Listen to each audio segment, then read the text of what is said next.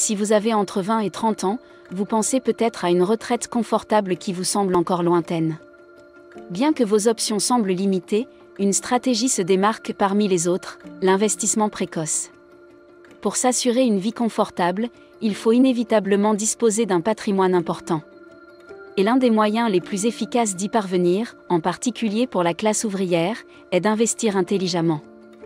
Imaginez que vous décidiez d'allouer 4 cents dollars par mois et d'obtenir un rendement de 10% sur vos investissements. Si vous vous engagez dans cette voie à l'âge de 25 ans et que vous restez engagé jusqu'à 60 ans, votre compte de retraite atteindra le montant impressionnant de 1 312 157 dollars.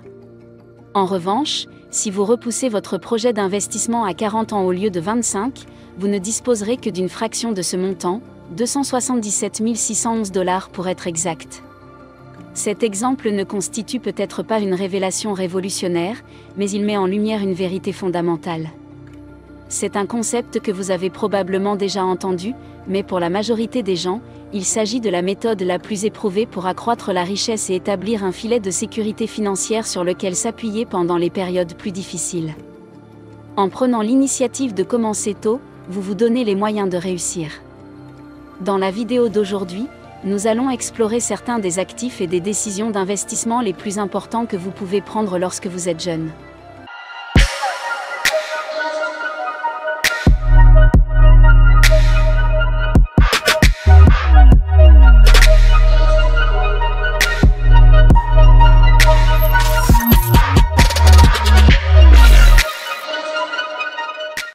Premièrement, les actions de croissance et de dividendes dans la vingtaine et la trentaine. Prendre des risques avec vos investissements peut être avantageux car vous avez le temps de récupérer si vous subissez des pertes.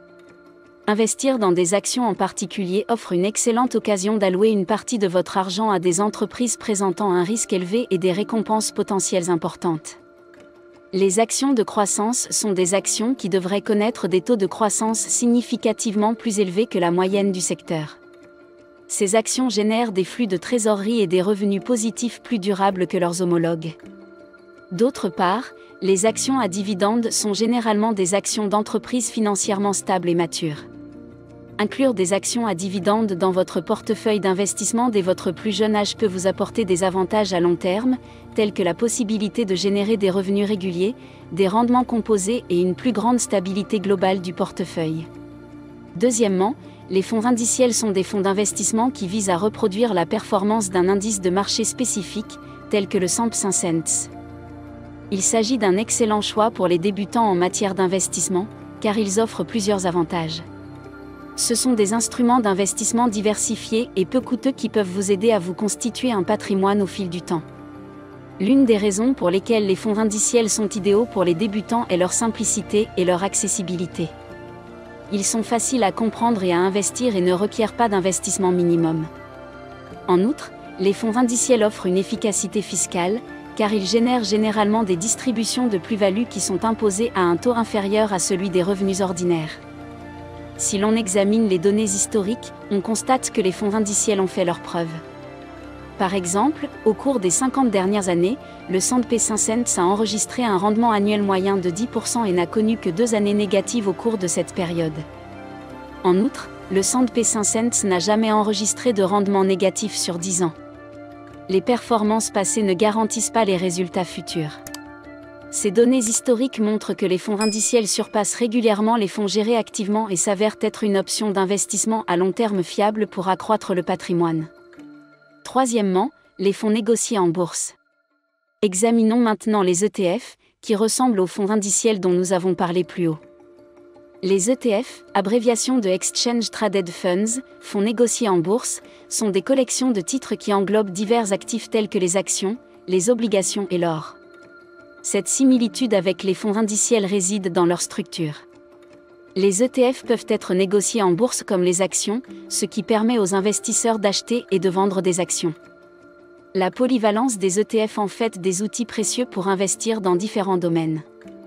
Les investisseurs peuvent choisir d'investir dans des indices de marché généraux tels que le S&P 500, ou se concentrer sur des secteurs spécifiques tels que la technologie ou la santé. Ils peuvent même restreindre leurs investissements à des sous-secteurs tels que les médias sociaux ou la robotique.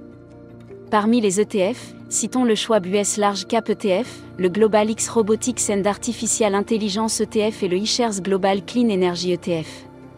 Ces ETF permettent aux investisseurs d'accéder à différents segments du marché et d'aligner leurs investissements sur des thèmes ou des domaines d'intérêt spécifiques. Quatrièmement, l'immobilier. L'immobilier est un très bon choix d'investissement qui présente de nombreux avantages. L'une des raisons est qu'il y a toujours une pénurie de logements et que la valeur des biens immobiliers augmente généralement. Si vous souhaitez commencer à investir dans l'immobilier, une bonne première étape consiste à acheter votre propre maison. Le fait d'avoir son propre logement réduit les dépenses telles que le loyer et ouvre également la voie à l'expansion de votre portefeuille immobilier. Vous pouvez envisager de construire des appartements, des maisons de ville, des bureaux ou d'autres biens commerciaux. Si vous ne pouvez pas investir directement dans l'immobilier, ne vous inquiétez pas, il existe d'autres options. Certains sites web vous permettent d'investir dans l'immobilier avec un petit montant, même aussi bas que 500 $. L'argent que vous versez est combiné à celui d'autres investisseurs et, ensemble, il est utilisé pour investir dans des biens immobiliers. Ces options d'investissement sont appelées Real Estate Investment Trust, fonds d'investissement immobilier. Cinquièmement, les entreprises en phase de démarrage. Investir dans des entreprises en phase de démarrage est une autre option à envisager dans la vingtaine.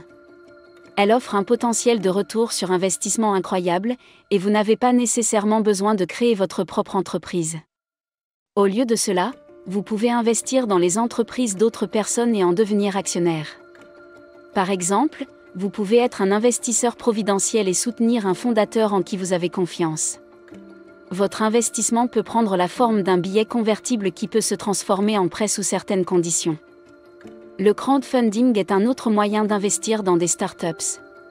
De nombreuses plateformes de crowdfunding présentent des entreprises prometteuses à fort potentiel de croissance.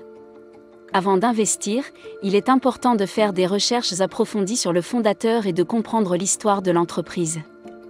Il faut rechercher des entreprises dont l'histoire est convaincante et dont les fondateurs ont une expérience éducative pertinente ou une formation dans le secteur. Une autre option consiste à travailler avec un fonds de capital risque. Si vous devenez un investisseur accrédité, vous pouvez entrer dans le monde du capital risque. Toutefois, n'oubliez pas que ces fonds exigent souvent un montant d'investissement minimum et qu'ils sont soumis à des conditions strictes.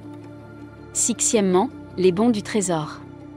Investir dans les bons du trésor est essentiel pour tous les investisseurs, quel que soit leur âge. Il n'y a pas de meilleur moment pour acheter régulièrement des bons du trésor que lorsque vous êtes jeune. Les bons du trésor sont des titres de créance à court terme garantis par l'État. Ils sont émis pour financer les dépenses et réguler la masse monétaire. Ces bons ont 3 durées différentes, 90 jours, 182 jours et 364 jours. En tant qu'individu, nous avons tous des obligations financières à remplir, telles que les frais de scolarité, le loyer ou le remboursement d'un prêt automobile. Investir l'argent disponible dans des bons du trésor vous permet d'encaisser facilement ces bons lorsqu'ils arrivent à échéance. Cela correspond au principe financier de l'appariement de l'actif et du passif, qui implique l'acquisition d'un actif pour couvrir un passif futur. Le plus intéressant, c'est que les bons du trésor ne comportent aucun risque, ce qui garantit vos rendements, contrairement à d'autres options d'investissement. De plus, les rendements qu'ils génèrent sont tout à fait convenables. Alors pourquoi ne pas envisager d'y investir ? Voilà qui conclut la vidéo d'aujourd'hui. J'espère qu'elle a été instructive et bénéfique pour vous. Si vous l'avez trouvée utile, veuillez lui donner un pouce en l'air et je vous invite à me faire part de vos réactions, alors n'hésitez pas à partager vos pensées dans la section des commentaires ci-dessous. Enfin, n'oubliez pas de vous abonner et d'activer les notifications pour ne pas manquer les prochaines vidéos. Merci d'avoir regardé cette vidéo, et je vous donne rendez-vous dans la prochaine. Vivre et non survivre. Soyons prospères.